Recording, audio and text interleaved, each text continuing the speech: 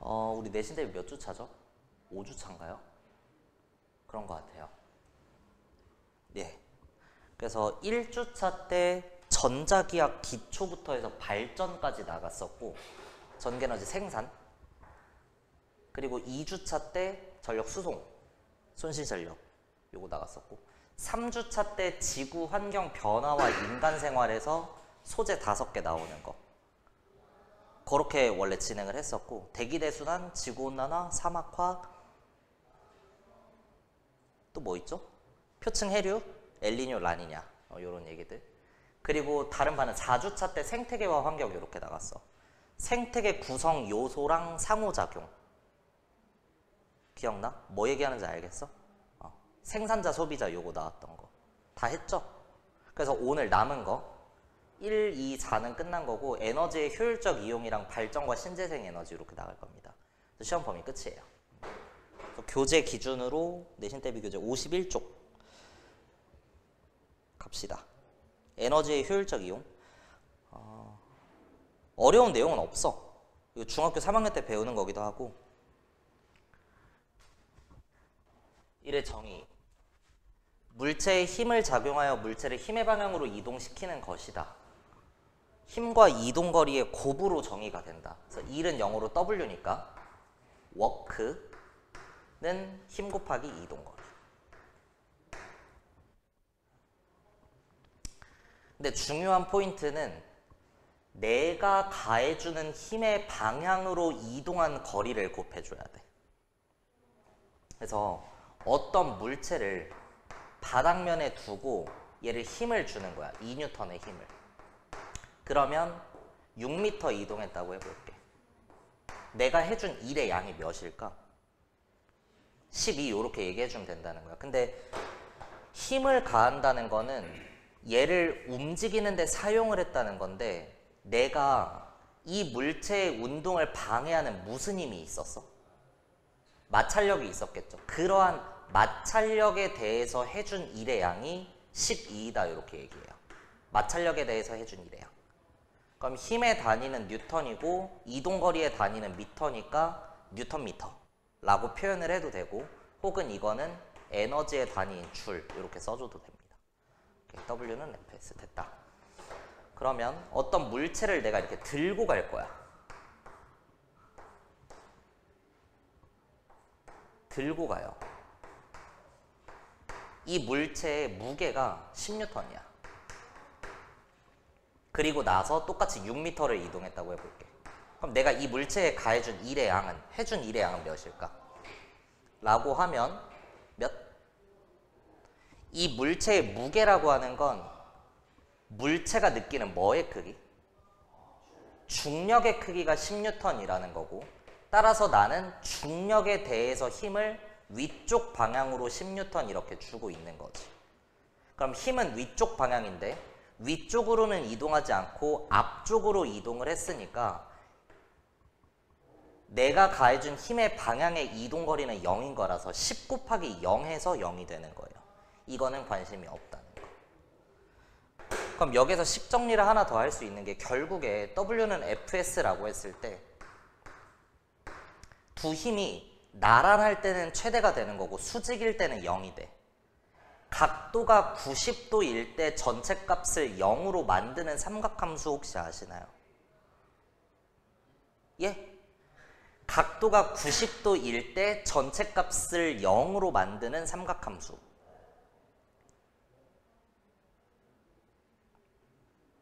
예? 예? 사인 90도가 몇이야?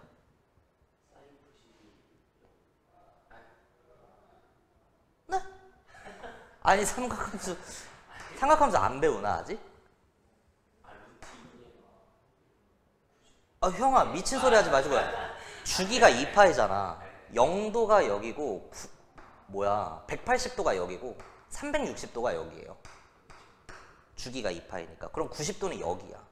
사인 함수의 최대값이 몇이야? 1이잖아. 사인 90은 1이에요. 근데 코사인 그래프는 코사인 90도가 1이 되는 거고, 나머지에 대해서 요렇게 되는 거죠. 그러니까 코사인 90도가 몇이야? 0이야. 그래서 얘네는 코사인의 관계를 가진다. 요 정도 얘기할 수 있어요. 그래서 W는 fs 코사인 세타가 되는 겁니다. 이렇게. 그래서 각도를 이용하면 삼각함수 응용해서 일의 양을 구할 수가 있다는 거고, 요렇게 할 수 있으면 내가 어떤 물체에 가한 비스듬한 힘에 대해서 일의 양을 구할 수가 있다는 거야. 내가 물체를 앞으로 끌고 가긴 할 거야. 근데 내가 끌긴 끄는데 여기에 실을 연결해서 이걸 잡고 끌어당기는 거야. 요렇게 가는 거예요. 그러면 내가 가해준 힘의 방향은 여기고 물체의 이동 방향은 지금 수평 방향인 거지. 이때의 힘을 내가 10N이라고 해볼게. 그리고 물체가 이동하는 방향과 이루는 각도를 30도라고 해볼게. 그러면 실제 내가 가해주는 힘의 크기는 수평 방향으로 몇이 되는 걸까? 그러니까 요거 얘기예요. 그럼 이거는 10 코사인 30이 되는 거니까 코사인 30이 몇이죠? 2분의 루트 3이죠. 그래서 곱해주면 5 루트 3의 힘을 수평 방향으로 준다고 할 수 있는 거야. 이때 이 물체가 6m 이동한다라고 하면 따라서 이 과정에서 내가 마찰력에 대해서 해준 일의 양은 6m, 6고 30 루트 3 미터 이렇게 얘기할 수 있다는 거예요. 삼각함수 응용 요 정도입니다.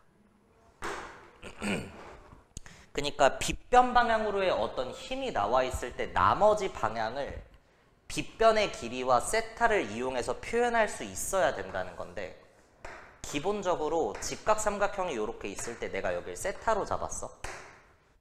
그러면 사인 세타는 빗변분의 높이죠. 이거분의 이거. 은수야 옆에 강의실로 가면 돼. 코사인 세타는 빗변분의 아랫변, 밑변. 탄젠스 세타는 밑변분의 높이가 되는 거죠. 맞아? 요 정도 개념만 알고 있다고 하면 나머지는 할 수 있어. 여기가 직각이고 여기를 세타라고 했을 때 내가 지금 여기의 크기를 f라고 둔 거야. 그러면 요 두 방향의 길이를 f와 세타를 이용해서 작성해 줄 수 있다는 거야. 그럼 내가 저 네모를 구하기 위해서는 어떤 삼각함수를 이용해 줘야 돼? 사인 세타를 이용해 줘야 돼. 그러면 사인 세타는 f분의 네모라고 할 수 있고요. 따라서 네모는 f 사인 세타가 되는 거죠. 오케이? 내가 저 별을 구하고 싶으면 코사인 세타로부터 정의를 해야 되니까 코사인 세타는 f분의 별이 되는 거고, 따라서 똑같이 정리해보면 별은 f 코사인 세타가 된다는 거. 그래서 빗변의 길이가 나와 있을 때 나머지 길이는 사인 세타와 코사인 세타를 이용하면 되는데, 쉽게 하는 방법은 봐. 세타가 여기에 있어. 이 별은 빗변을 기준으로 세타를 끼고 돌아가야 돼. 끼고 돌아가야 돼. 그래서 여기는 f 코사인 세타라고 해주면 돼. 끼고 돌아가야 돼. 코사인. 네모는 f를 기준으로 세타를 싹 피해 도는 거야. 싹 피해 도니까 사인 세타이다 이렇게 얘기할 거예요. 맞아? 그럼 우리 아까 했던 예시에서 어떤 물체에 내가 가해주는 힘의 방향은 이쪽이고 내가 구해야 되는 물체의 이동 거리에 대한 그 방향으로의 힘은 저거야. 그러면 여기를 10N이라고 줬어. 그리고 이 사이 각도가 30도라고 줬어. 그러면 이 길이는 10을 기준으로 30도를 끼고 도니까 코사인 세타라고 할 수 있는 거죠. 코사인 30도가 2분의 루트 3이니까 요 힘이 그래서 5 루트 3 뉴턴 이렇게 됩니다. 오케이? 끼고 돌고 싹 피해 돌고는 되게 알고 있으면 도움이 많이 될 거예요. 삼각형 모양이 꼭 이쁘게 저렇게 안 주고 여기를 세타라고 줄 수도 있는 거잖아. 그죠? 그리고 여기를 F라고 준 거야. 어쨌든 빗변의 길이가 나오면 이거로부터 얘네를 다 정의할 수 있는데 이 길이는 뭐라고 할 수 있을까? 세타를 싹 피해 도니까 F 사인 세타가 되는 거예요. 여기는 세타를 끼고 도니까 F 코사인 세타가 되는 거야. 삼각형을 꼭 이렇게 안 줘도 되잖아. 이렇게 줄 수도 있는 거 아니야?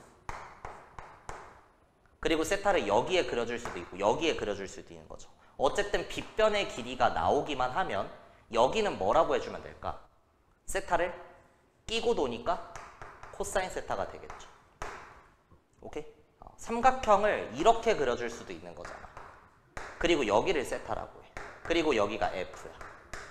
그럼 여기는 뭐라고 하면 될까? 사인 세타가 되는 거죠. 싹 피해 도는 거. 오케이.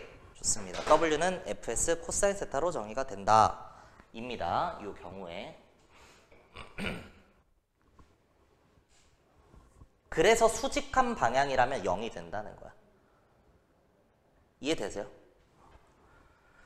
그 다음 에너지. 어떤 물체가 일을 할 수 있는 능력의 양. 단위는 줄, 칼로리, 일렉트론 볼트, EV 이런 식으로 표현을 한다. 에너지의 종류 쭉 나와 있고요. 눈으로 한번 봐두시고. 역학적 에너지. 역학적 에너지는 포텐셜 에너지와 운동 에너지의 합이죠. 역학적 에너지 보존 법칙은 항상 성립이야? 역학적 에너지는 항상 보존되니? 아닙니다. 공기 저항과 마찰을 무시할 때의 성립이에요. 그래서 문장에 공기 저항이나 마찰을 무시한다라는 문장이 있으면 역학적 에너지가 보존되는 거고 그게 아니면 보존이 안 된다. 입니다. 자연스럽게 공기 저항이나 마찰이 있다면 물체가 운동하는 동안 어떤 에너지로의 전환이 일어날 수 있어? 기본적으로 열 에너지로 전환이 될 거고요. 또 소리 에너지 같은 걸로 빠져나갈 수도 있는 거죠. 그래서 내가 여기서 공을 딱 떨어뜨려. 역학적 에너지가 보존이 되면 계속 튀겨서 그 높이에서 무한히 튕겨야 돼. 그렇진 않잖아. 왜 안 그럴까? 쿵! 할 때 소리로도 나오고요.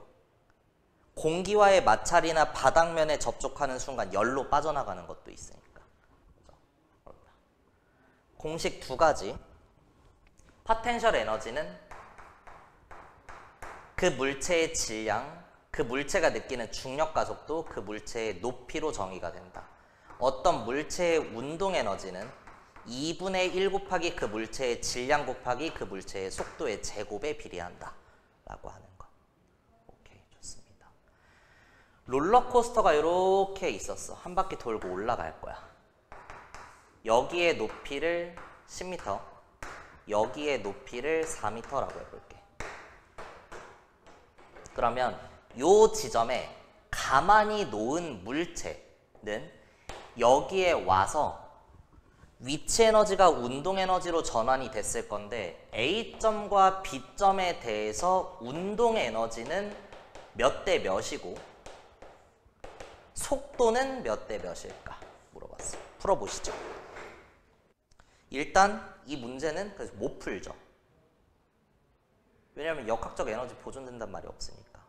그래서 단 공기저항과 마찰을 무시한다 이런 문장이 써 있을 거고 그러면 역학적 에너지가 보존이 된다는 건데 지금 내가 높이로부터 구할 수 있는 건 무슨 에너지야?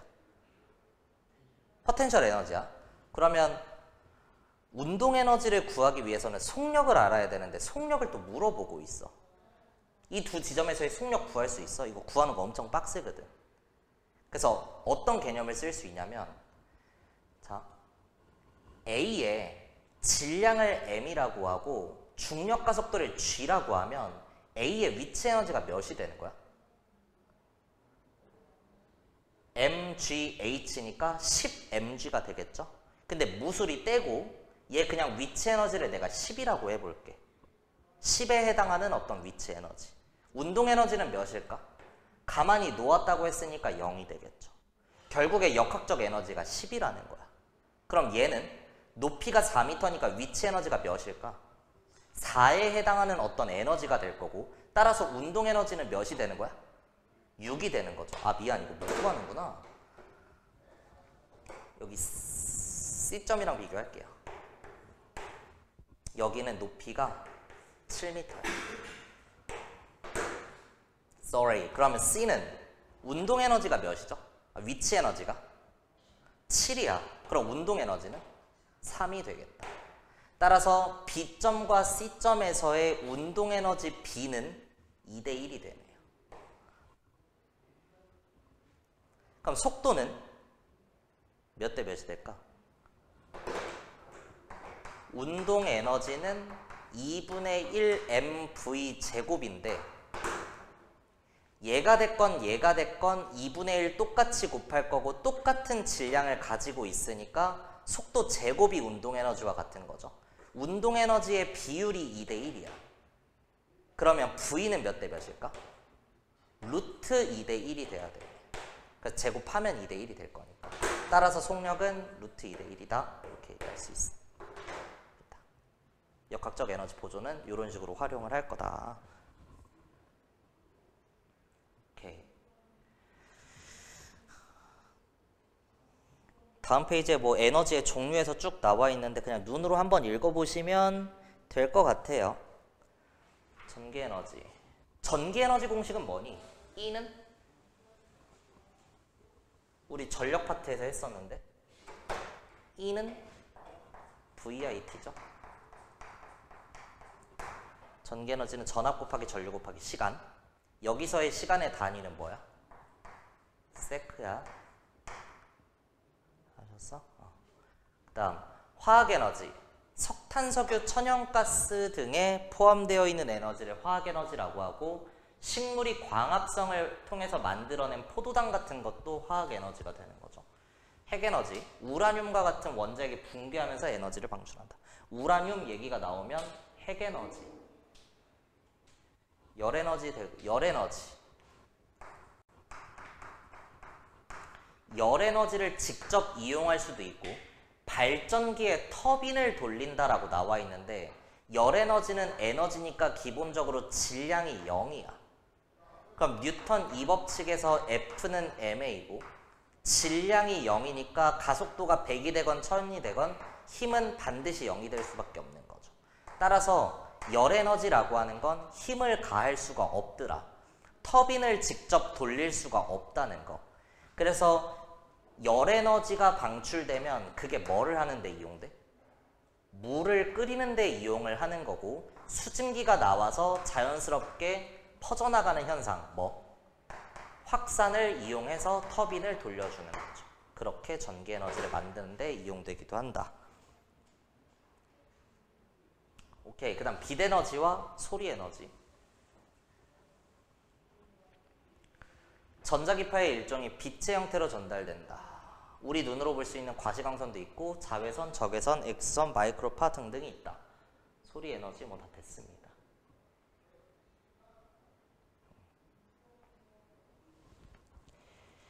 다음 페이지에 에너지 보존 법칙.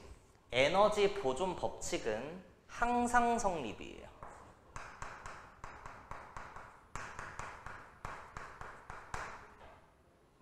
지구 전체로 봐도 성립이고 지구를 구성하는 각 권의 입장에서도 항상 보존이야. 들어오는 게 있으면 나가는 게 있더라.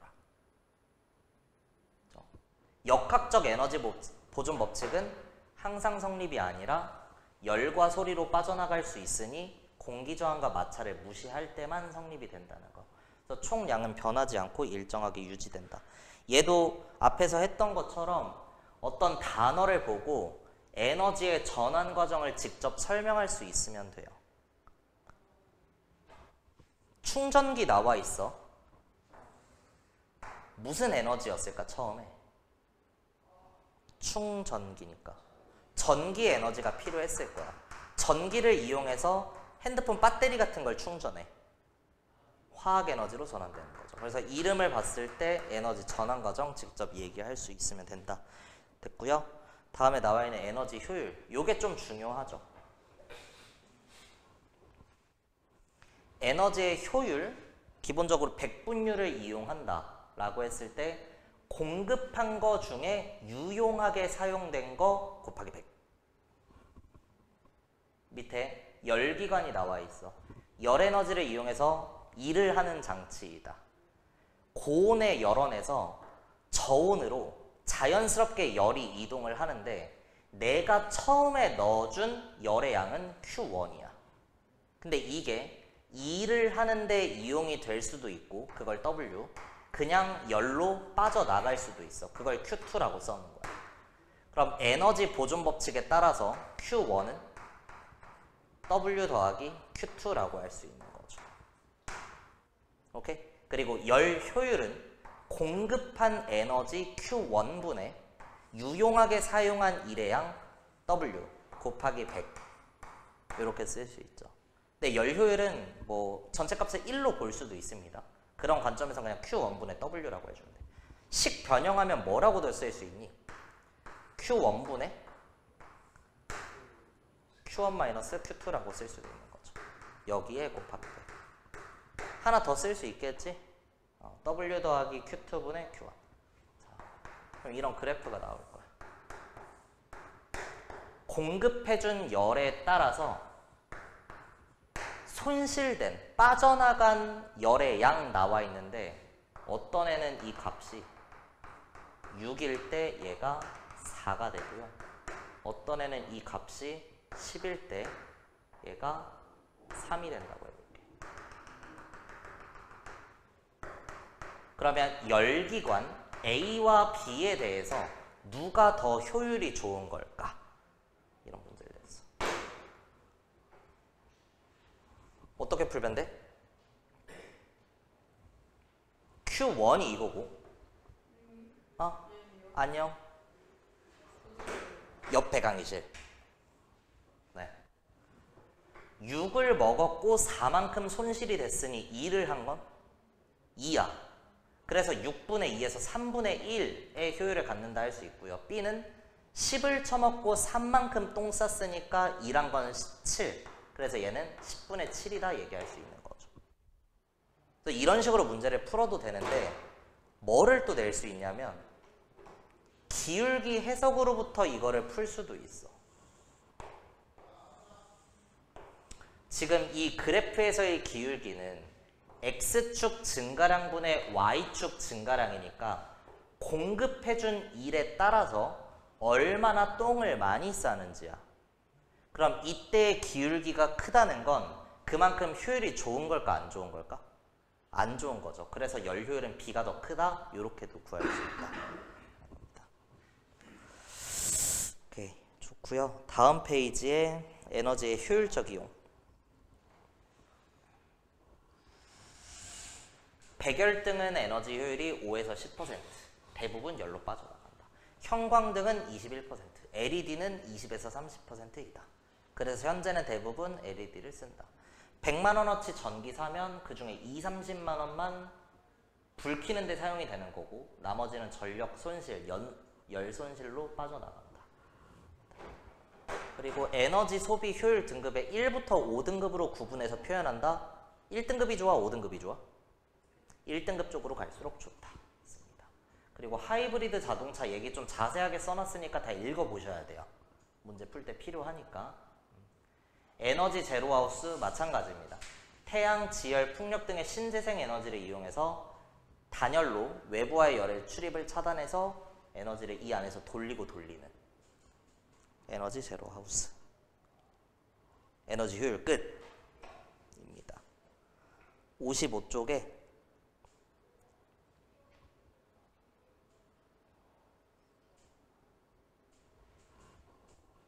건전지는 뭐를 뭐로? 그쵸, 화학에너지를 전기에너지로 전환하고 전동기는 모터예요.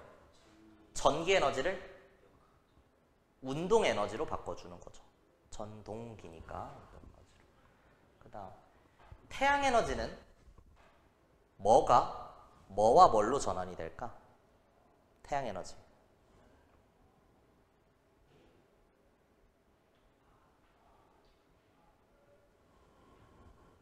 태양 에너지.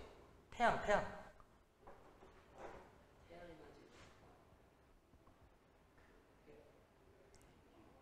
그쵸. 태양 에너지는 핵 에너지라고 할 수 있는 거죠. 태양은 별이고, 태양이라는 별에서는 무슨 과정이 일어나니까? 수소 핵 융합 반응이 일어나니까 융합 과정에서의 방출되는 핵 에너지가 뭐랑 뭘로 전환이 될까? 빛이랑 열 에너지로 전환이 되겠죠. 오케이. 용광로는 뭐를 이용해? 석탄, 석유, 천연가스 태우면서 쓰는 거니까 화학 에너지를 이용하는 예시이죠. 오케이? 그 다음 밑에 댐을 이용한 수력 발전은 뭐를? 파텐셜 에너지를 최종적으로 전기 에너지로 전환하는 거. 스피커는 뭐를 뭘로 전환할까? 전기 신호를 소리 에너지로 전환하는 거죠. 그럼 스피커랑 같이 나오는 마이크는 어떻게 될까? 내가 소리를 내면은 전기 에너지로 전환이 되는데 한 단계 끼어가. 소리는 매질이 필요한 물체의 에너지의 전달이에요. 운동 에너지로 전환되는 거죠. 공기가 떨면서 혹은 마이크 안에 존재하는 그 판이 진동을 하면서 전기 신호로 바꿔준다. 이런 식으로 문제 읽고 풀어줄 수 있으면 된다.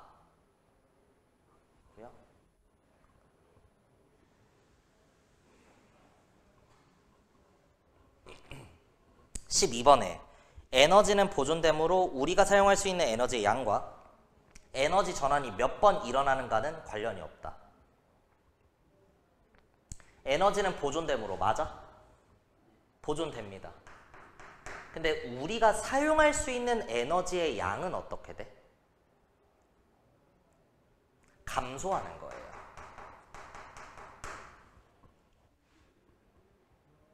왜냐면 활용할 수 없는 형태의 열 에너지가 끊임없이 나오기 때문이야. 그래서 에너지를 절약하자 이렇게 얘기하는 겁니다. 에너지 전환이 일어나면 일어날수록 사용할 수 있는 형태의 에너지의 양은 감소하는 거라서 관련이 있는 거죠.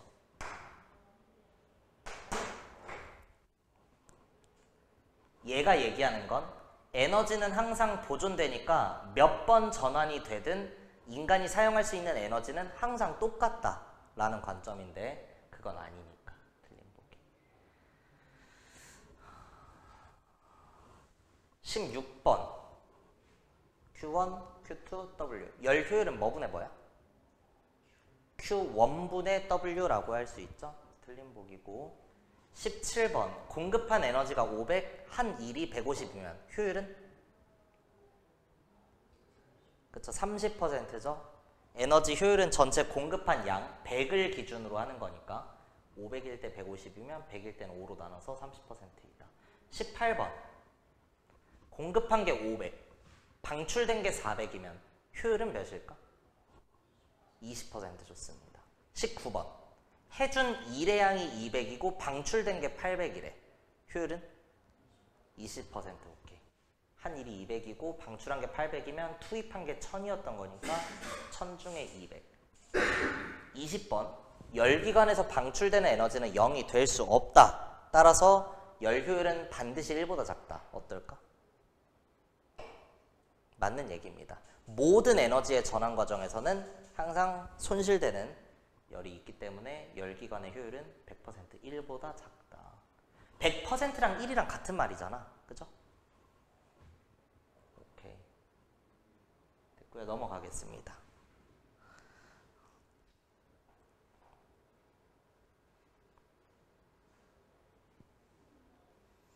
내신 대비 교재 103쪽이에요.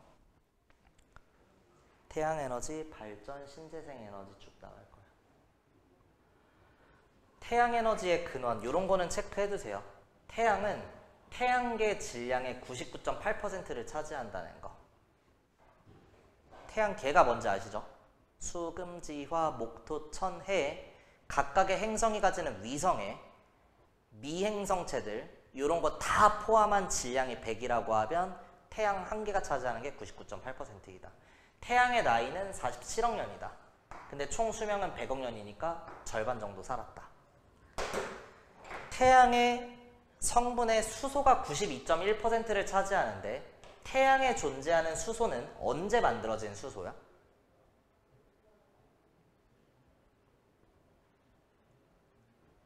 빅뱅 과정에서, 우주 팽창 과정에서 만들어진 수소겠죠. 기억나세요? 우주가 만들어지면 기본 입자가 먼저 만들어져. 업쿼크, 다운쿼크, 자유전자 같은 애들. 근데 우주는 끊임없이 팽창하는데 우주 전체의 질량은 일정하니까 분모는 증가, 분자는 일정이라 전체 값인 밀도는 감소하게 되는 거고 우주론 파트에서 온도가 감소한다 이렇게 얘기하는 거죠.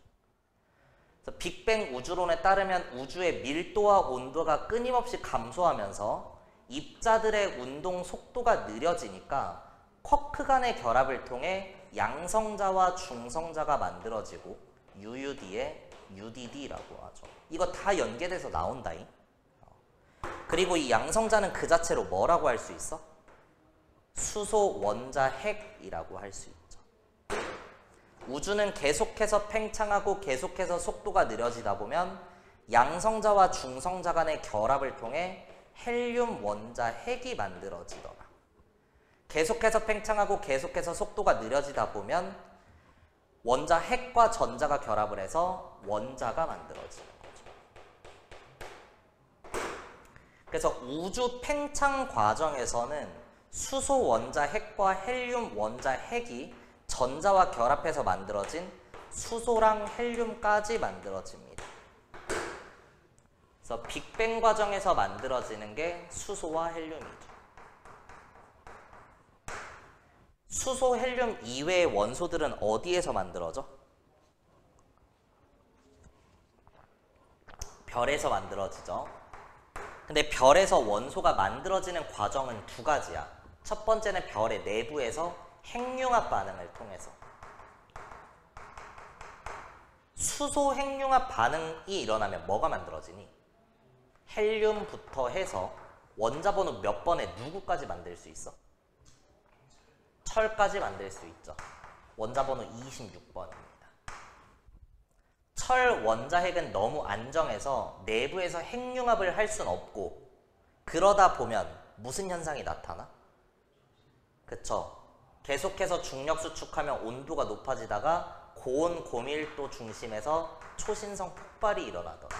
그러면 철보다 무거운 원자번호 27번의 코발트부터 자연계에서 만들어질 수 있는 가장 무거운 원소인 뭐? 우라늄까지 만들 수 있고 원자번호 92번입니다. 그러니까 여기에서의 태양을 구성하는 수소는 오로지 빅뱅 과정에서 만들어진 애라는 거고 그럼 태양을 구성하는 헬륨은 어디에서 만들어졌을까? 얘도 마찬가지 빅뱅에서 만들어졌겠죠. 근데 태양은 기본적으로 주계열성이니까 수소 핵융합 반응을 하면서 융합을 통해 직접 만든 헬륨도 있다라고 하는 것. 근데 태양에는 수소 헬륨 외에도 나트륨, 마그네슘, 철의 원소가 포함되어 있다 나와 있어요. 나트륨, 마그네슘, 철은 별의 내부에서 만들어질 수 있어 없어? 있는 거죠. 이 안에 들어가니까. 그럼 얘는 누가 만든 거야? 태양이 만든 거야? 외부의 별이 만든 거죠. 괜찮나요? 태양계가 만들어지기 위해선 기본적으로 열심히 필기했을 거라고 믿고요. 태양계가 만들어지기 위해선 기본적으로 태양계 성운이 만들어져야 돼. 행성상 성운으로부터 왔겠죠. 그럼 이 태양계 성운을 구성하는 어떤 성간 물질들이 있었을 건데 태양은 원시 별의 단계에서 이렇게 형성되기 위해서는 이 중심이 고온, 저밀도 중심이어야 돼. 고밀도 저온 중심이어야 됩니다.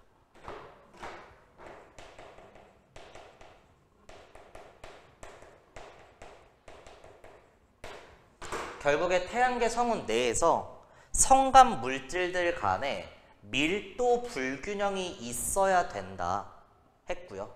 이러한 밀도 불균형을 일으킨 원인이 되는 게 뭐야?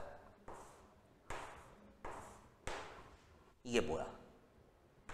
우리 은하예요. 이걸 뭐라고 해? 나선팔이라고. 그래서 태양계 성운에서 밀도 불균형을 일으킨 그 원동력은 우리 은하의 나선팔에 있었던 어떤 초신성이 폭발한 거예요. 그럼 자연스럽게 그 초신성을 구성하고 있던 원소들, 철까지가 이렇게 퍼져나가면서 폭발 과정에서 무거운 애들이 또 만들어졌을 거고, 그 애들이 태양계 성운으로 들어오면서 얘를 흔들어 놓는 거니까 우연함에 의해 밀도 불균형이 생기면서 고밀도 저온 중심이 만들어지면서 이게 원시 태양이 된 거죠. 나트륨, 마그네슘, 철은 여러 데에 포함되어 있었다는 거예요. 요런 데에 들어 있었던 게 중력 수축을 하니까 들어온 거죠. 그래서 별에서 만들어진 건 맞다. 근데 쟤는 태양 내부에서 만들 수 있는 거고 얘는 외부에서 만든 거고. 다음 태양의 구조. 중심에서부터 핵, 복사층, 대류층, 표면으로 구분된다. 가장 바깥층부터 써놓은 거고요. 표면, 이건 중학교 때도 배우는 것 같던데, 온도가 약 5,800, 6,000켈빈으로서 빛을 내는 광구라고 한다. 태양의 표면을 광구라고 한다. 광구에서 나타나는 구조가 쌀알몬이랑 뭐죠? 흑점이 있는 거죠. 쌀알몬이는 왜 나타나? 태양 내부에서의 대류 때문에 나타나는 거고요. 흑점은 주위보다 온도가 낮아서 나타나는 겁니다.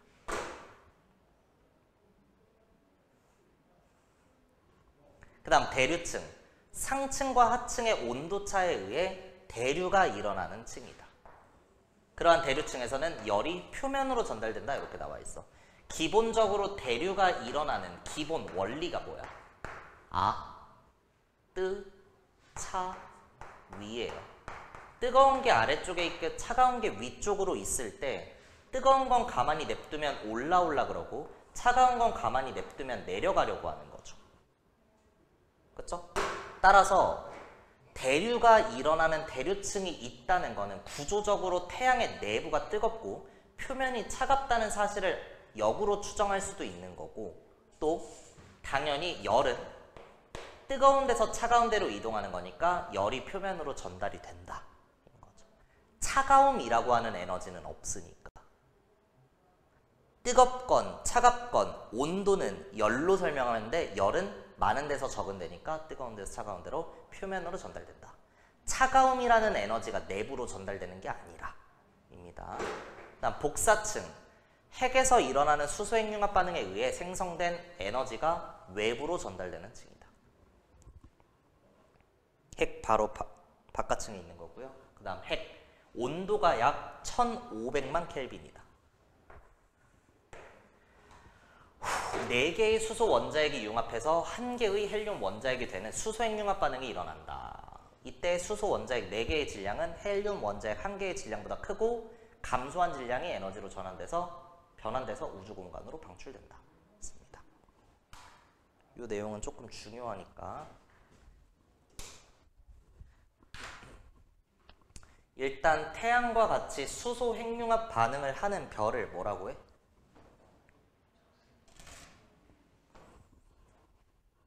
잘 생각하고 얘기해 보세요. 수소 핵융합 반응을 하는 별을 뭐라고 해? 주계열성이라고 하죠. 호서가 접색거성이 아니라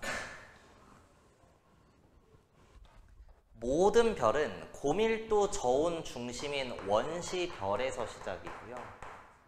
중력 수축을 하면서 내부의 온도가 높아지다가 별이 되는 거죠. 이때의 별은 주계열성이라고 하죠. 수소핵융합 반응을 하는 주계열성. 주계열성이 되기 위해서는 최소 조건 내부의 온도가 몇 켈빈? 1000만 켈빈이 돼야 되는 거죠. 근데 이렇게 수소 핵융합 반응을 하다 보면 별의 수명이 다해서 뭐를 하게 돼? 진화를 하게 돼. 이때 진화 방향은 크게 두 가지. 태양 정도의 질량을 가지는 별이 있고 태양 질량의 10배 이상인 10M 태양 이상인 애들이 방향이 다르더라. 태양 정도의 질량을 가지면 적색 거성, 적색 초거성으로 가는 거고요. 10M 태양 이상이면 초거성이 되는 거죠. 그러다가 적색 거성의 내부에서는 뭐까지 만들어져? 탄소, 산소까지 만들어질 수 있죠. 헬륨 핵융합 반응을 통해서.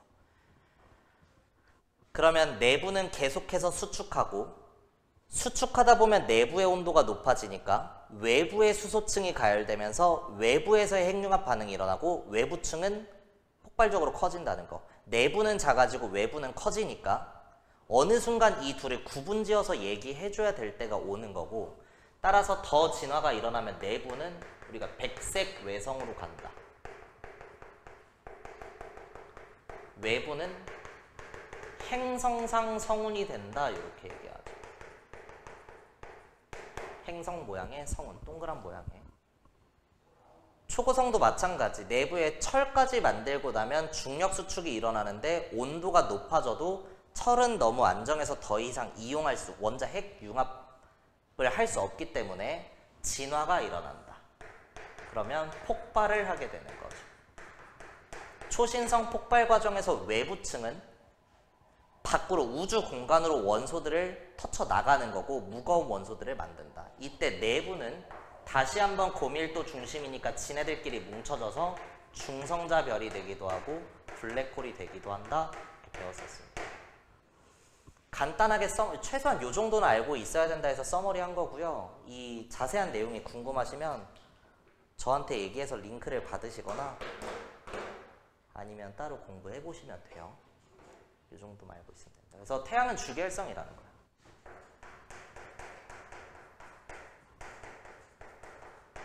그럼 주계열성의 수명을 얘기할 수 있는데 주계열성이 죽었다, 진화를 해야 된다 라고 하는 그 시그널이 뭘까? 언제 이렇게 진화를 겪게 될까? 더 이상 주계열성으로서의 뭔가를 할 수 없는. 주계열성은 왜 주계열성이야? 그쵸? 더 이상 내부에서 수소 핵융합 반응을 할 수 없으면 죽는 거야. 왜 핵융합 반응을 못 할까?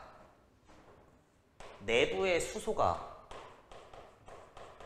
고갈되면인 거죠.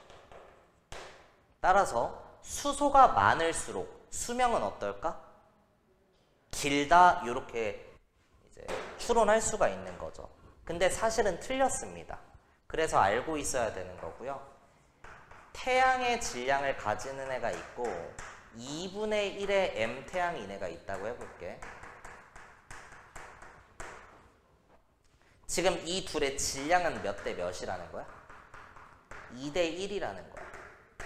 됐죠? 어떤 별을 구성하는 대부분의 원소는 뭐야? 수소죠. 일반적으로 몇 대 몇 정도 돼? 개수비가? 우주를 구성하는 원소에서 수소와 헬륨의 질량비가 3대 1이에요. 그럼 개수비는 몇 대 몇이야?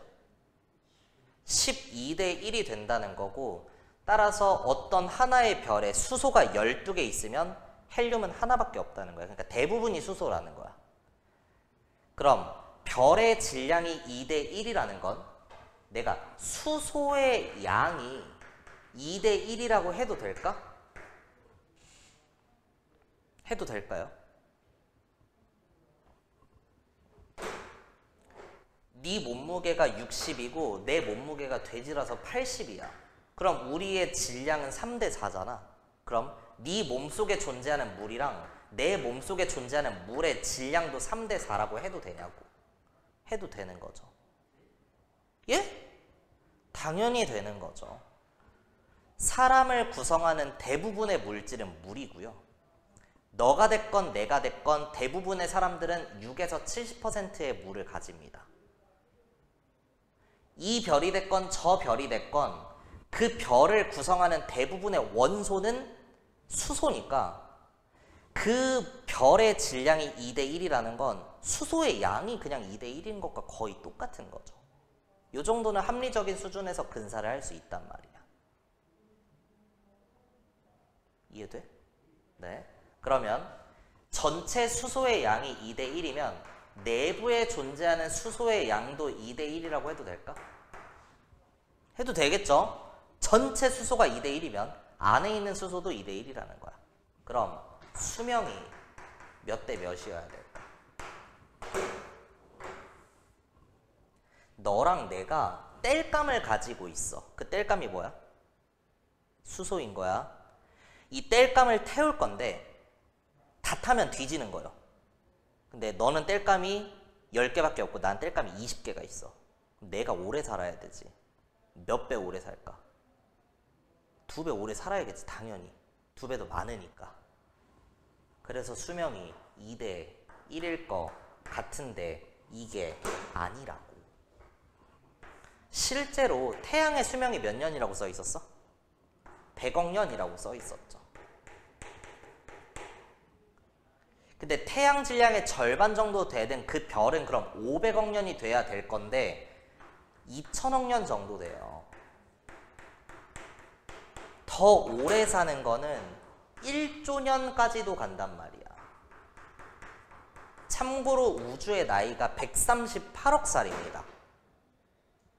그거에 비하면 2000억 년은 뭐 말도 안 되게 긴 거죠. 얘는 한평생 그냥 우주의 일생 동안 계속해서 주기율성으로 살아갈 수 있는 거예요. 왜 그럴까? 뭘로 설명할 수 있을까? 너는 땔감이 100개밖에 10개밖에 없어. 나는 땔감이 20개가 있어. 그럼 내가 2배 오래 살아야 되는데도 20배 빨리 죽어. 왜 그럴까?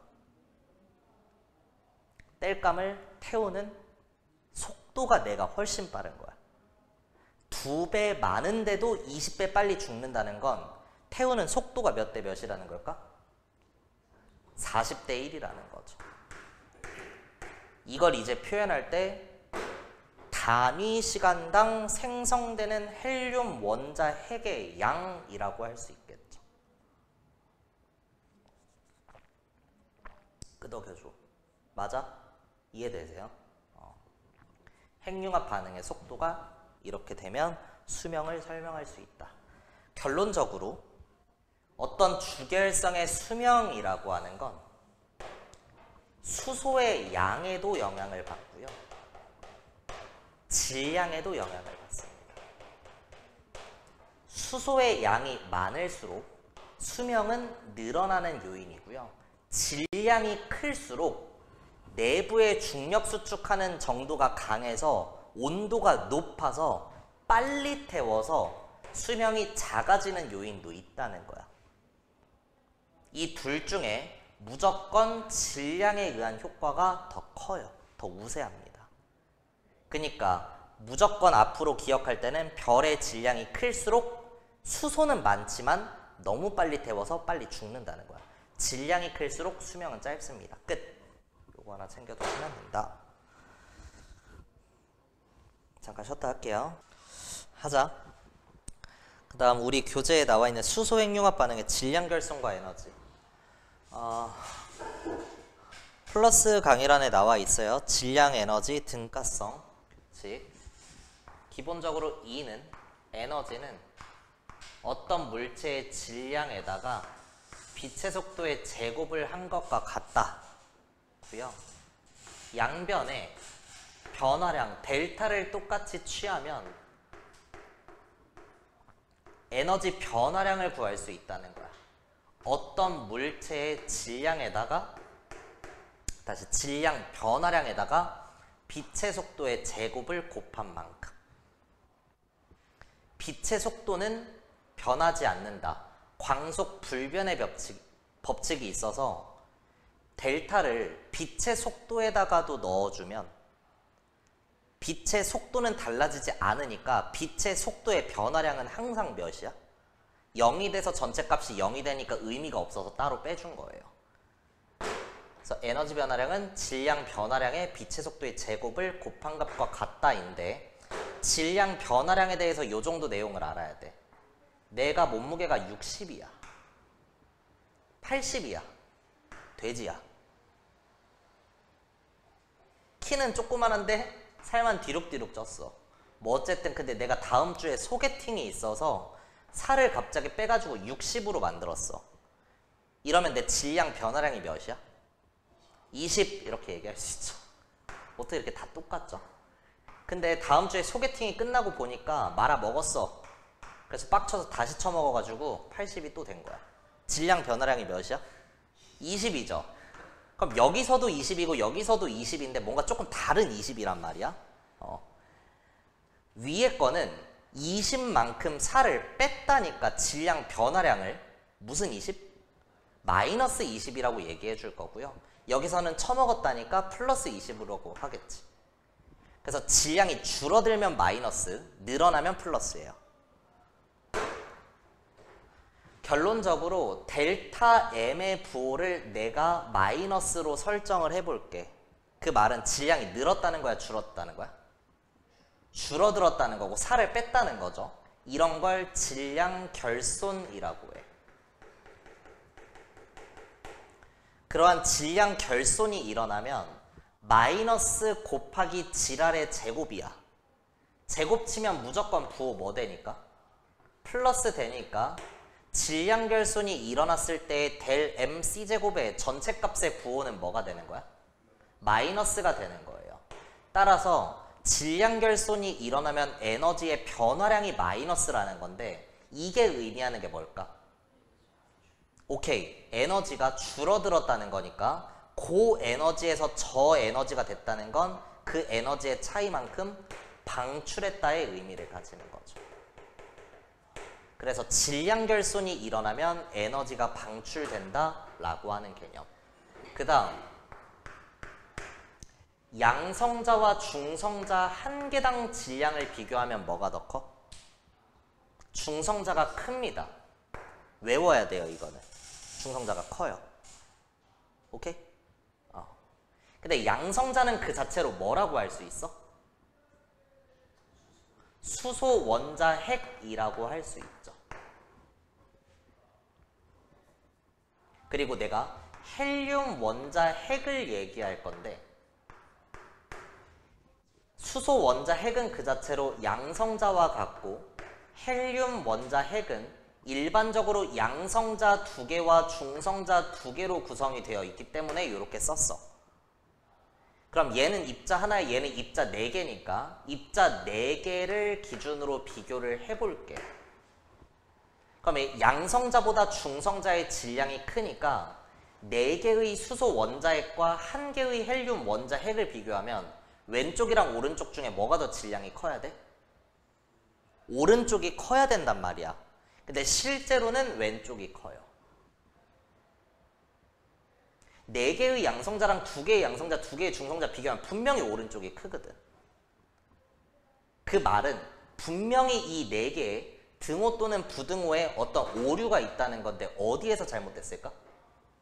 여기에서 잘못된 거예요. 헬륨 원자 핵은 2개의 양성자에 2개의 중성자가 결합되어 있는 거 맞아. 근데 이거는 같지 않다는 거야.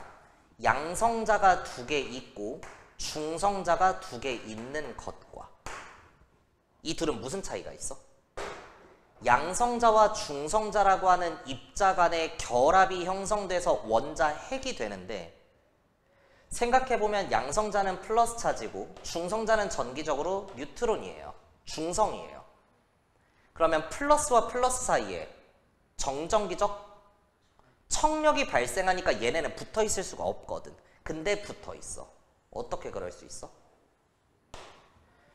양성자와 중성자가 핵력을 통해 결합을 형성할 때 원자 핵으로 만들어질 때는 이러한 정전기적 청력을 이겨내기 위해서 중성자의 일부 질량이 결손됩니다. 중성자가 다이어트를 한다는 거야. 그러면 질량 결손이 일어났으니까 에너지가 뭐 하게 돼? 방출하게 되는 거죠. 질량 에너지 등가성 법칙에서 다 정리한 거예요. 그럼 이때 중성자가 다이어트를 하면서 어떤 에너지가 뿔뿔 품어져 나온다는 건데 그 에너지가 결합 에너지의 형태로 양성자와 중성자들을 붙들어 준다는 거야. 이런 관계예요. 그러다 보니까 양성자보다 중성자가 무거워서 입자 간의 관계만 보면 중성자가 끼어있는 오른쪽이 무겁겠지만 실제로 헬륨 원자핵이 될 때는 질량이 줄어들어 버린다는 거야. 그럼 원래 질량이 작은 것과 원래 컸지만 질량이 줄어든 것들끼리 비교를 하면 결과적으로는 질량이 얘가 더 큰 거예요. 너무 많이 줄어들었구나. 입니다. 양성자와 중성자 간의 질량 차이보다도 더 많이 줄어든 거야. 그러니까 알자 값으로 보면 양성자만 있을 때가 질량이 크다는 거죠.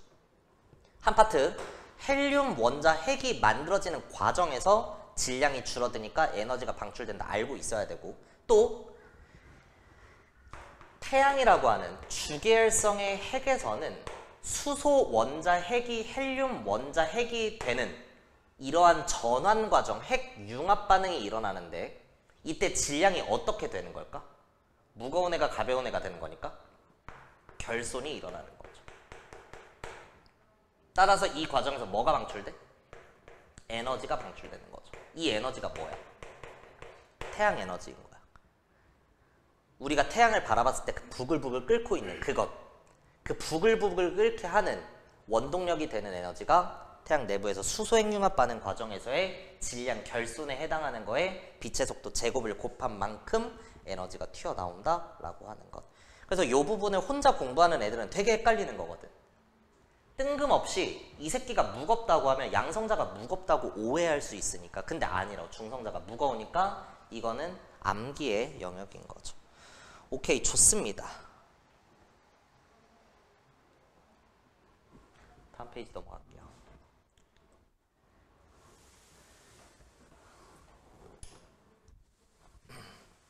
태양 에너지의 순환. 결론적으로 태양 에너지는 순환이 되고요. 지구 전체적으로 봐도 그렇고 각 권으로 봐도 그렇습니다. 지구가 태양으로부터 받은 태양 에너지의 일부는 구름과 지표면에 의해 반사되는 게 있고 흡수되는 게 있더라.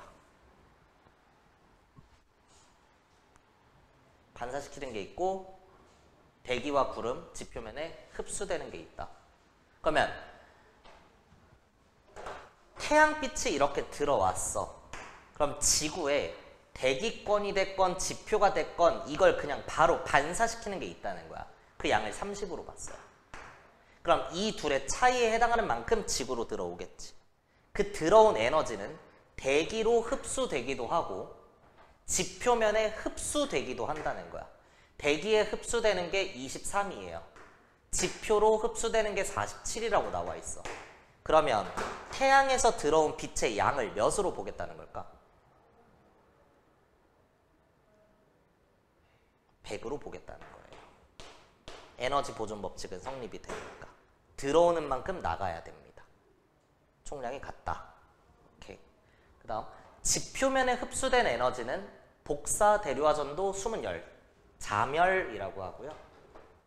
잠열. 다시 방출되는데 일부는 우주로 직접 방출되고 일부는 대기에 흡수된다. 대기와 구름은 태양으로부터 받은 에너지와 지표로부터 받은 에너지를 우주로 방출하기도 하고 지표면으로 방출하기도 한다 라고 나와 있습니다. 그러니까 대기는 지금 보면 태양으로부터 직접 받는 에너지가 있기도 하고요. 지표가 흡수했으면 다시 지표에서 내보낼 거 아니야. 그치? 이 지표로부터 받는 열도 있다는 거야. 근데 이걸 받고 나면 일부는 우주로 직접 방출하고 대기의 입장에서 우주로 12만큼 쳐보낸다는 거고 어디 있죠? 아 미안. 요거네 요거.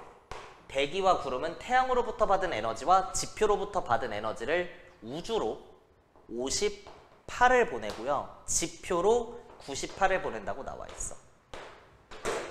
그러면 대기로 들어온 에너지의 양은 몇이 돼야 되는 걸까? 대기로 들어온 에너지는? 빠져나가는 게 58에 98이니까 156이 돼야 되는 거죠. 됐나요? 근데 아까 했던 게 우주로부터 들어와서 대기에 흡수된 게 23이었어. 요거. 그지? 그럼 나머지는 지표로부터 받은 게 되겠죠. 그럼 지표로부터 받은 건 몇이 될까? 133이 되는 거죠. 그게 여기에 써있는 거예요. 지표면에 흡수된 에너지 중 일부는 대기에 흡수된다 이렇게 나와 있으니까. 그래서 이런 방식으로 우주로 보든 지구로 보든 대기로 보든 지표로 보든 각 권에서가 됐건 전체가 됐건 항상 에너지는 보존이 된다 해서 각각에 대해서 쭉 써놓은 겁니다. 태양 에너지의 전환. 태양 전지는 중요하고요. 태양의 빛 에너지를 전기 에너지로 직접 전환시킨다. 빛 에너지가 전기 에너지로 직접 전환되는 거죠. 우리 여러 가지 발전 방식에서 얘기했을 텐데 이런 문장이 되게 많이 나온다고.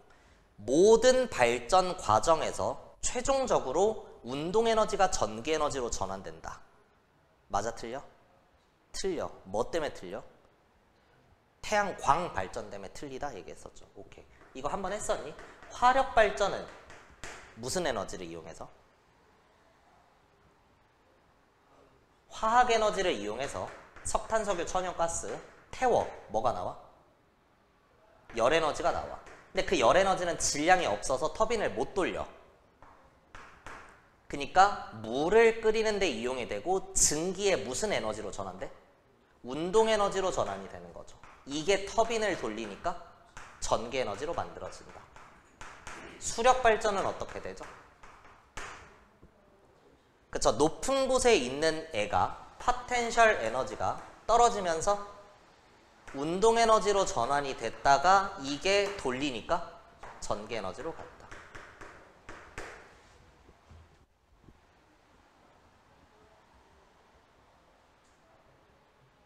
태양 열 발전할까요? 무슨 에너지? 태양으로부터 받은 열 에너지죠. 태양 열 발전이니까.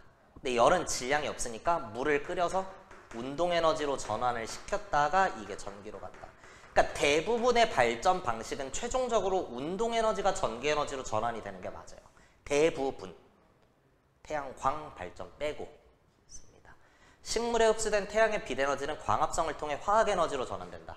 여기서 얘기하는 화학 에너지는 포도당이죠. 생물의 유해는 오랜 시간에 거쳐 석탄, 석유 등 화석 연료가 된다. 화학 에너지라고 한다. 넘어가겠습니다. 화석 연료와 신재생 에너지. 생물의 유해가 땅속에 묻혀 오랜 시간 동안 높은 열과 압력을 받아서 생성된 자원이다. 화학 에너지의 형태를 가지고 있다. 문제점.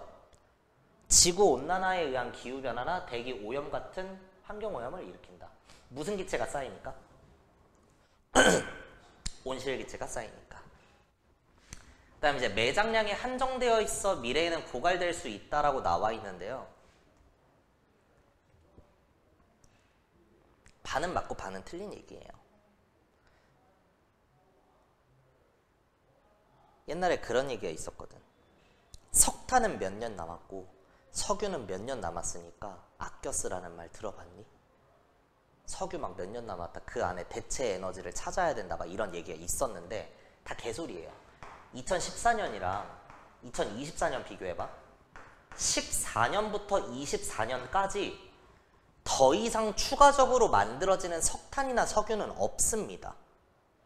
왜냐하면 엄청나게 오랜 기간 동안 수억 년 단위로 만들어지는 거라서 10년 사이에 석탄이나 석유가 새롭게 만들어지진 않아. 그렇다면 2014년의 석유 매장량이랑 2024년에 석유 매장량 중에 뭐가 더 커야 돼?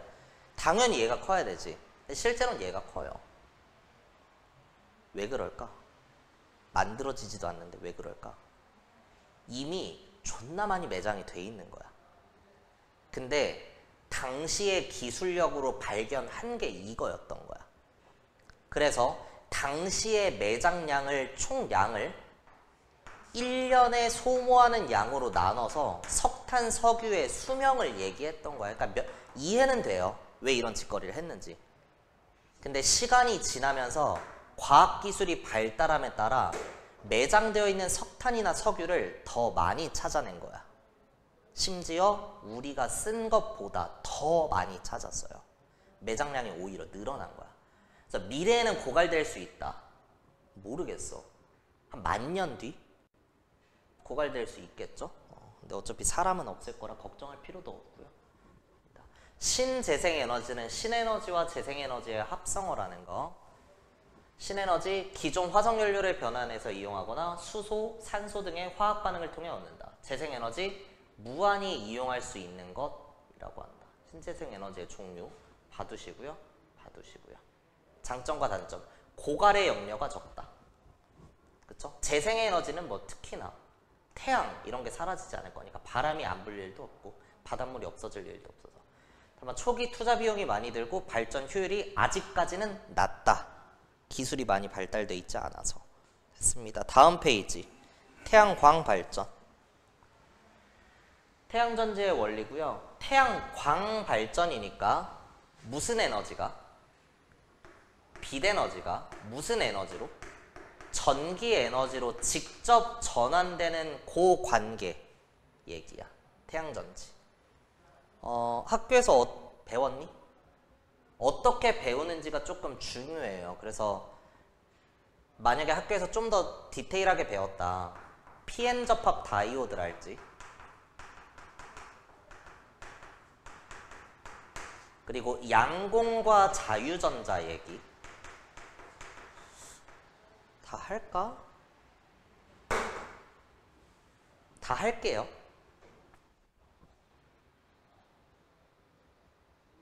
하자. 우리 신소재 할 때 다이오드 열심히 했었으니까. 반도체에는 두 종류의 반도체가 있어. P형 반도체와 N형 반도체. P형 반도체는 기준이 뭐야? 실리콘이죠. 실리콘이 쭉쭉쭉쭉 들어가는데 P형 반도체는 뭐가 존재해야 돼? 양공이 존재해야 되죠. 그래서 실리콘, 규소를 빼고 몇 족의 원소를 도핑하는 거야? 13족인 붕소, 알루미늄, 갈륨, 인듐 같은 애들을 도핑을 해주는 거야. 그러면 원래 규소는 네 방향의 전자를 이렇게 채우고 있는 애인데 이 규소를 빼. 그럼 전자도 4개가 같이 나갔겠죠? 여기에 갈륨 같은 걸 넣어주는 거야. 그럼 얘는 13족이니까 원자과 전자가 3개라서 3자리밖에 못 채워. 나머지 하나에 빈 공간이 생기더라. 근데 여기는 원래 전자가 있어야 되는 곳인데 없어. 원래 마이너스가 있어야 되는데 없어. 그럼 상대적으로는 플러스 차지라고 할 수 있는 거죠. 근데 빈 공간이야. 플러스 차지의 빈 공간, 여기를 양공이라고 하고 전자가 드나들 수 있는 곳인 거죠. 그래서 P형 반도체에는 양공이 이렇게 뚫려 있다는 거야. 그리고 얘랑 N형 반도체를 접합을 시켜요. 마찬가지 기준이 되는 원소는 14족의 실리콘이고요. 규소고요. 규소 대신에 N형 반도체는 네거티브 타입이니까 자유전자가 존재해야 돼. 그래서 15족 원소를 도핑하는 거죠. 질소, 인, 비소 같은 것들. 규소는 원래 원자과 전자가 4개야. 근데 이 규소를 빼고 그럼 전자도 같이 나갔겠지. 이 자리에 비소 같은 거를 도핑을 해주겠다는 거야. 그럼 얘는 원자과 전자가 5개니까 4개를 채우고도 남아돌아. 이렇게 있는 거거든. 그럼 얘 무슨 전자로 존재하는 거야? 자유전자로 존재해서 N형 반도체에는 기본적으로 자유전자가 이렇게 존재한다는 겁니다. 그러면 P형 반도체랑 N형 반도체를 이렇게 접합을 딱 시켜. 그럼 봐. 남아도는 이 자유전자가 막 돌아다니다가 어디로 콱 들어가 버릴까? 양공으로 콱 들어가 버리는 거예요. 그러면 여기는 전자가 딱 들어차 있겠지. 들어찼을 거야. 여기에는 뭐가 만들어져? 전자가 빠져나갔으니까 다시 양공이 만들어지겠죠. 빈 공간. 그럼 여기에 양공이 만들어졌으니까 또 주변을 돌아다니고 있던 전자들이 막 움직여. 결국에는 양공과 자유전자가 접합면 쪽으로 이동을 하게 되면서 이 가운데에는 전자가 더 이상 드나들지 못하는 어떤 격리된 공간이 생겨. 접합면이 생긴다는 거야. 여기에. 이때 여기에 이제 태양광, 빛을 쏴주는 거죠. 빛에너지를 이용한다는 건 태양광 발전을 한다의 광은요. 광자의 의미고요. 포톤입니다. 광자, 포톤. 미친놈이 아니라 얘는 입자야. 빛 입자. 그 말은 질량이 0이 아니라는 거고 따라서 힘이 0이 아니라는 거니까 얘가 어떤 물체를 때리면 힘을 가할 수가 있다는 거야. 빛 입자인 광자가 와서 누구를 때릴까? 자유전자를 때리는 거예요. 그러면 이 양공에 들어가 있던 전자를 얘가 때려. 그럼 이 전자가 튀어나간다는 거야. 튀어나간다는 거야. 그래서 이 격차를 뛰어넘을 수가 있게 되는 거예요. 빛 입자가 때려서. 이렇게 전자가 들뜨는 현상을 광전 효과라고 해.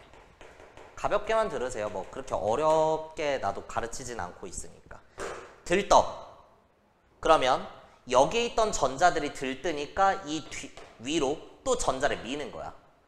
이때 반도체의 외부 도선을 연결을 해주면 결국에 아래쪽에서 위쪽으로 전자를 밀고니까 전자가 이렇게 튀어나간다는 거죠.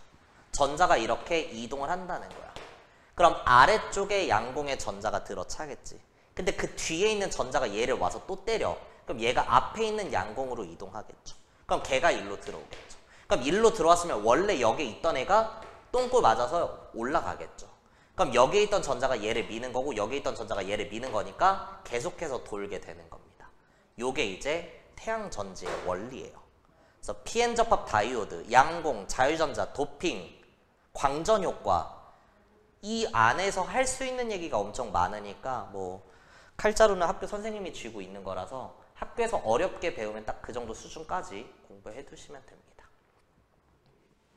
빛 입자를 이용하는 거니까 질량이 있더라. 고갈될 염려가 없다. 단점, 효율이 낮다.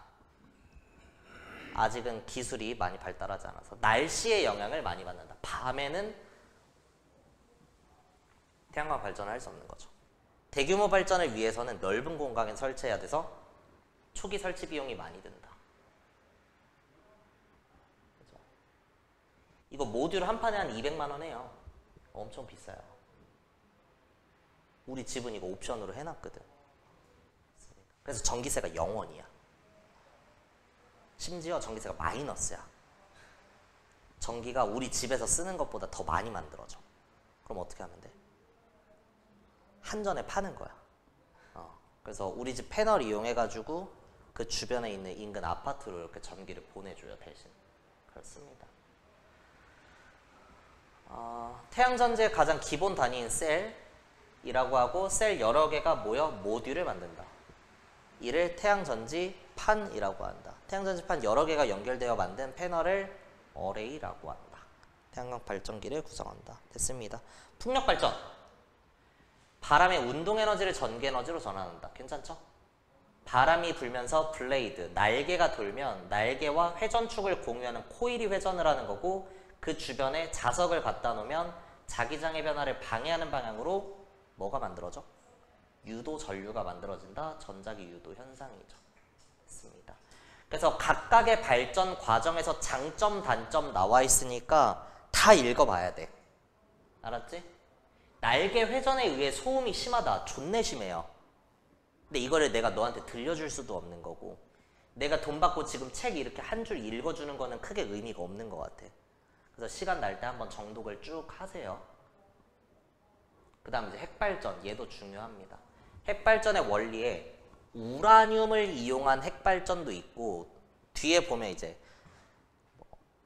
수소 핵융합 반응을 이용한 핵발전도 나오고요. 연료 전지, 수소 전지도 나오는데, 중요한 포인트는 우주상에 존재하는 원소 중에 철이 가장 안정하다는 거야. 철이 안정하다는 건 철이랑 멀면 멀수록 불안정하다는 거지. 철이랑 가장 멀리 떨어져 있는 원자 번호가 제일 작은 애 누구야? 수소도 불안정할 거고요. 또 우라늄이 있겠죠. 그래서 원자 번호 26번을 기준으로 양극으로 가장 멀면 불안정하다는 거. 그 중에 우리는 우라늄을 이용한 핵발전을 먼저 채택하고 있습니다. 핵융합보다는 핵분열이 더 관리하기가 쉬워서. 그래서 우라늄을 이용한 핵발전은 우라늄은 무거운 애니까 안정해지기 위해서 핵분열을 하겠죠. 핵분열 발전이라고도 한다. 몇 가지 포인트가 있는데, 일단 우라늄과 같이 무거운 원자핵이 중성자와 충돌을 해야 돼요. 근데 여기서의 중성자는 느린 중성자입니다. 빠르다고 좋은 게 아니야. 느린 중성자를 충돌시켜줘야 돼요. 밑에 나오겠다. 충돌하고 나면 두 개의 원자핵으로 나눠지고 줄어든 질량만큼 에너지를 방출한다. 질량 에너지 등가성이요. 이 과정에서 두세 개의 중성자가 함께 방출이 되는데 얘가 얘를 또 때리는 거야. 이 역할을 할 수 있다는 거야. 무슨 피드백이야? 양성 피드백이라고 하면 되는 거죠. 그러면 우라늄 원자핵이 다시 한번 분열하면서 두 개의 원자핵으로 쪼개지고 두세 개의 중성자가 나오고 질량 결순만큼 에너지가 나오는 거예요. 그럼 그때 방출된 중성자가 그 주변에 있는 원자핵을 또 때리는 거야. 그럼 또 중성자 나와. 그럼 또 때리는 거야. 그럼 또 나와. 또 때리는 거야. 이런 방식으로 연쇄적인 핵분열 반응이 일어나더라. 이 과정에서 질량 결손만큼 열 에너지가 방출되는데 열은 질량이 없으니까 물을 끓여서 증기로 터빈을 돌리는 운동 에너지가 전기 에너지로 최종적 전환이 되더라 합니다. 그 다음에 용어 3개가 나와 있네요. 원자로 우라늄 원자핵의 핵분열에 의해 발생하는 에너지로 물을 끓여서 수증기를 만드는 장소이다. 이 반응이 일어나는 곳을 원자로라고 한다. 중요한 포인트는 감속재랑 제어봉입니다. 감속재랑 제어봉이야. 단어만 들으면 둘 다 네거티브의 의미 같지만 감속재는 사실 플러스의 의미예요. 파지티브예요. 제어봉이 마이너스, 네거티브의 의미입니다. 원자로에서 우라늄의 핵분열 발전을 하기 위해서는 감속재가 필요해, 안 필요해? 필요하다는 거야. 플러스의 역할이야. 네? 너네 문학 작품 같은 거 할 때 플러스랑 마이너스 이런 거 쓰는 거 배웠니? 안 배웠어? 국어 시간에? 그러니까 좋으면 플러스고요. 나쁘면 마이너스예요. 감속재는 플러스라고 하는 게 핵분열을 일으키기 위해서 감속재는 필수적이라는 거야. 그럼 마이너스의 의미를 갖는 제어봉은 어때? 필요 없다는 거야. 저 새끼 왜 넣어놨어? 줄이려고 넣어놓은 거예요. 감속재는 있어야 되는 거고 제어봉은 없어도 되는 애예요. 제어봉은 오히려 있으면 줄어드는 거야. 그럼 각각의 역할. 감속재는 리터럴리 감속이라서 중성자의 속력을 감소시키는 거죠. 그러면 지랄 맞은 중성자를 무슨 중성자로 만드는 걸까? 느린 중성자로 만드는 거예요. 빠르면 안 된다고 했어. 느린 애가 핵분열을 일으킬 수 있는 거죠. 충돌을 통해서. 오케이. 그래서 주로 물이나 흑연과 같은 감속제를 사용한다 나와 있는 거고요. 그다음 제어봉은 중성자를 흡수해버리는 거야. 여기서 얘기하는 중성자 무슨 중성자일까? 이때 방출된 중성자예요. 그걸 없애버리는 거야. 중성자의 수를 컨트롤하는 거죠. 아까 얘기한 대로 양성 피드백 과정을 거치기 때문에 한 번 반응을 툭 시켜놓으면 미친 듯이 그냥 다 타버릴 때까지 쭉 가는 거거든. 근데 그러면 안 돼. 찔끔 지속적으로 써줘야 돼요. 위험하기도 하고 발전량을 일정하게 유지하는 게 좋기 때문에. 그래서 연쇄 반응이 일어나면 발생하는 중성자가 급격히 증가하니까 제어봉을 통해서 중성자를 흡수해서 조금 없애줘야 된다라고 써져 있는 겁니다. 오케이. 중요한 건 다 끝났어요. 다음 페이지에 핵발전의 장점과 단점 나와 있고요. 농축 우라늄 써놨고 수소폭탄, 원자폭탄이랑 비교하는 것도 써놨습니다. 미국이 그 일본에 떨어뜨린 수소폭탄이요. 구성하는 연료는 똑같은데 비율이 엄청나게 높고 제어봉은 플러스였어, 마이너스였어? 마이너스, 네거티브의 역할입니다. 근데 핵발전에는 왜 있는 거야? 조절하기 위해서죠. 원자폭탄에는 왜 없을까? 오히려 좋아. 쪽발이 다 죽어버려. 이런 거죠. 연쇄반응 속도 제어봉으로 조절한다. 느낌 오시죠? 마이너스 역할이니까. 조절 불가능할 이유도 없다. 에너지 필요한 만큼 지속적으로. 원자폭탄은 한 번에 팡. 오케이. 109쪽에 파력발전 나와 있습니다. 근데 파력발전에 두 가지 원리가 써 있고요. 진동수주형 파력발전이랑 월파식 파력발전. 이게 출제가 된 적이 있는지 없는지 기억이 안 나는데. 진동수주형 파력발전은 파도가 치면 이 콘크리트 내부에 존재하는 공기는 1기압이었겠지만 파도가 들어오면 공기를 압축하면서 기압이 높아지겠죠. 압축시키면 공기가 밀려나면서 그 고압으로 터빈을 돌린다. 이때 발전기가 돌아가면서 전기가 만들어진다. 그리고 월파식 파력발전은 파도가 밀려오면 발전기가 설치된 통에 바닷물이 찬다. 통에 들어온 바닷물이 다시 빠져나갈 때 프로펠러를 돌리는 거고 터빈이 돌아가면서 전기 에너지를 만든다. 진동수주형 월파식으로 받으시면 되고요. 그 다음 조류발전. 조수관만 차를 이용하는 거죠. 밀물에 의해 들어왔을 때랑 썰물에 의해 나갔을 때 조차를 이용해서 터빈을 돌린다. 라고 한 건 플러스 강의에 써놓은 조력 발전입니다.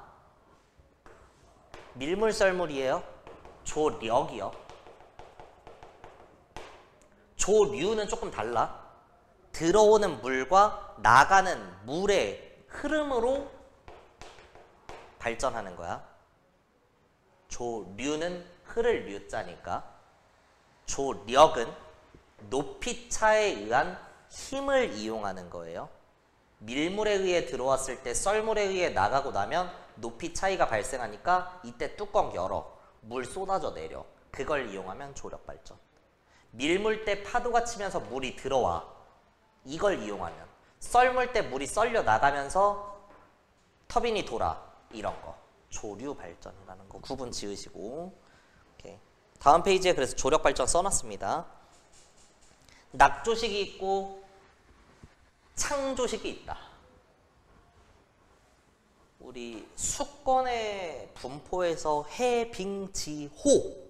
호수는 기본적으로 육수죠. 육지로 생각하시면 돼요. 호수는. 그래서 육지에서 바다로 물이 나갈 때니까 썰물이죠. 창조식은 바다에서 육지로 물이 들어올 때니까 밀물 때겠죠. 그래서 썰물을 이용하면 낙조식, 밀물을 이용하면 창조식 이렇게 얘기를 한다. 복류식은 둘 다 이용하는 것. 낙조식과 창조식. 그 다음 지열 발전. 땅 안에 존재하는 화산, 간헐천 또는 다양한 열원이 있는 그 곳에 있는 물은 기본적으로 뜨겁더라. 그래서 열원이 존재하는 곳에 있는 물, 뜨거운 물을 파이프를 이용해서 위로 올리는 거예요. 물이 이동을 해. 그럼 얘는 기본적으로 뜨거운 물이니까 지가 알아서 증기를 내뿜겠지. 그러한 증기를 이용해서 터빈을 돌린다라고 하는 것. 그 다음 이제 또 중요한 포인트는 여기 냉각탑이 있는 거죠. 다시 냉각을 시켜서 내려보낸다는 거야. 왜? 내려보내기만 하면 여기가 뭐 했어? 뜨거웠어. 왜? 화산, 간헐천, 다양한 열원이 있었으니까. 그래서 얘는 다시 한번 지가 알아서 뜨거워질 거고요. 다시 한번 위로 끄집으면 다시 한번 증기가 돌리고 다시 한번 냉각시켜 차갑게 만들어서 내려보내면 끊임없이 이용할 수 있는 거죠. 냉각수만 보충을 잘 해주면 그렇습니다. 마지막 111쪽에 연료전지 까지 하고 적정 기술을 해야 되네요. 연료전지.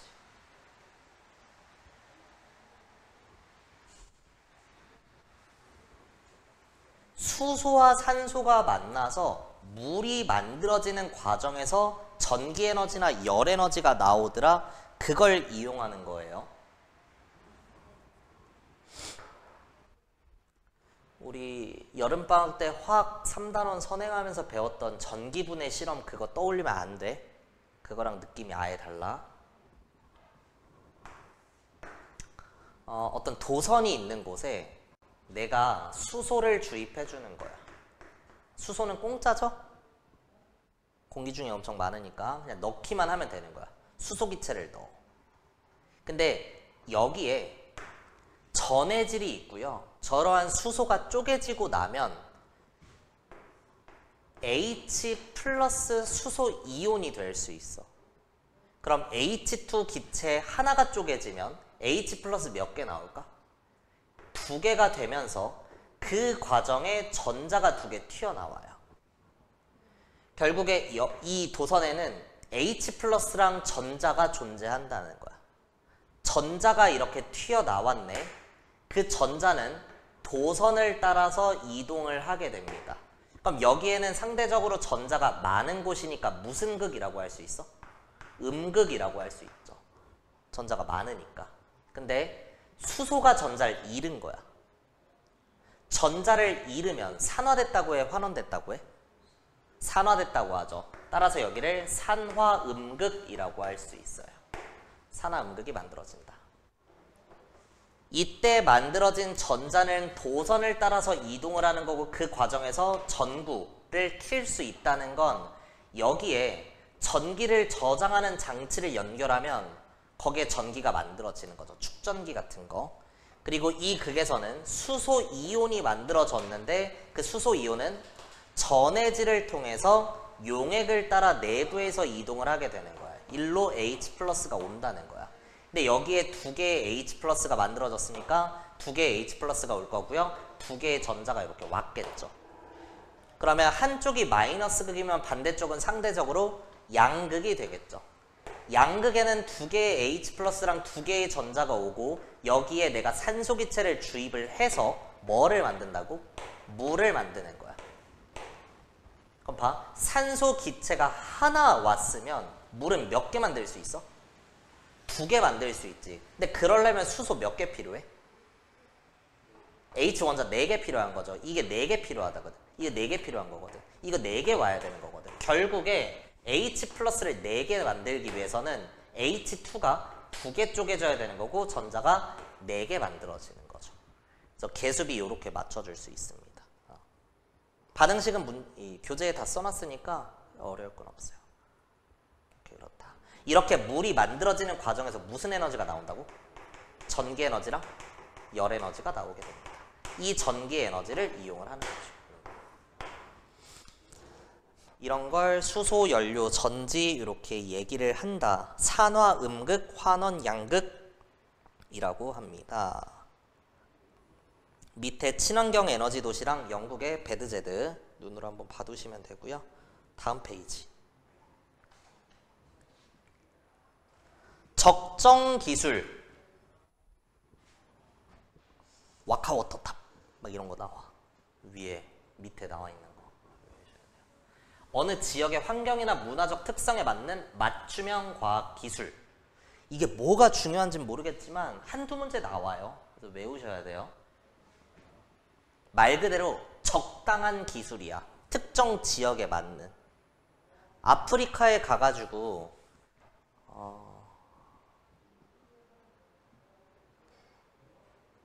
수소 연료 전지를 이용해서 재생에너지를 활용할 수 있을까? 신에너지를? 그런 거 불가능하거든요. 거긴 기술력이 안 되니까. 그럼 아프리카에서 어떻게 해야 되냐? 뭐 이런 얘기야. 사람들이 쉽게 구입할 수 있는 만큼 저렴해야 되고 가능한 현지에서 생산되는 재료를 활용하는 게 좋고 현지의 노동력을 활용해서 싸게 만들 수 있어야 되고 간단해야 된다. 높은 수준의 지식이 없어도 할 수 있으면 좋다. 이런 걸 적정 기술이라고 한다. 이 중에 많이 나오는 게 다 많이 나옵니다.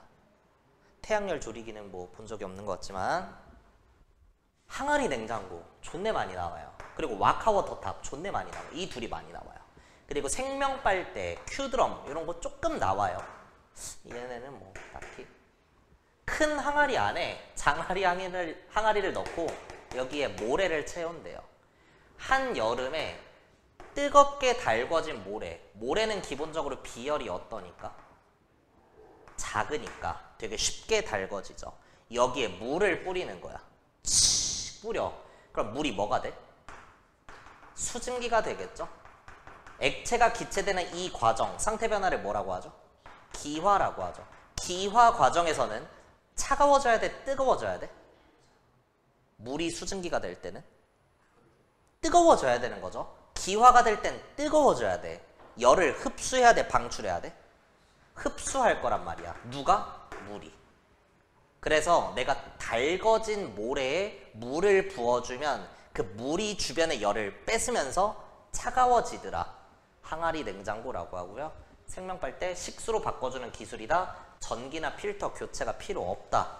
큐드럼 타이어의 차관에서 만들어진 기술로 물통 가운데에 구멍을 뚫어서 쉽게 굴리면서 다닐 수 있도록 만들어준 거 큐드럼이라고 한다. 페트병 전구 햇빛을 뭐 산란시켜서 집 내부를 밝힌다. 와카라고 하는 나무의 줄기를 엮어 만든 틀에 나일론 소재의 그물을 설치해서 이게 아니라 이렇게 설치하겠죠? 와카라고 하는 나무에다가 나일론을 설치해서 물을 받아가지고 깨끗한 식수를 얻어내는 이런 방법을 와카 워터탑 뭐 이런 식으로 얘기합니다. 태양열 조리기 한번 눈으로 봐두시고요. 빛을, 그러니까 이런 거 뭐 낼지 모르겠다. 반사시키면 거울이야 렌즈야? 거울이 되겠죠. 근데 그러한 거울을 이용해서 빛을 모은대. 그럼 거울 중에 무슨 거울을 써야 될까? 참고로 볼록하면요 빛이 팅 밖으로 퍼져나가. 거울이 오목하면 팅 하면서 안으로 모이는 거죠. 오목 거울을 써줘야 됩니다. 오케이, 우리 이렇게 해서 시험 진도 마무리가 됐고요. 교재에 있는 모든 문제 다 푸실 수 있는 거니까 푸시고 이번 주는 주간지가 3개입니다. 예? 그래서 현실적으로 다 할 수 없다는 걸 너도 알고 나도 아니까 최대한 열심히 푸시고 주간지 3개는 계속해서 들고 다니시면 됩니다. 오케이? 다음 주에는 뭐 하면 될까? 모의고사 보겠죠? 끝!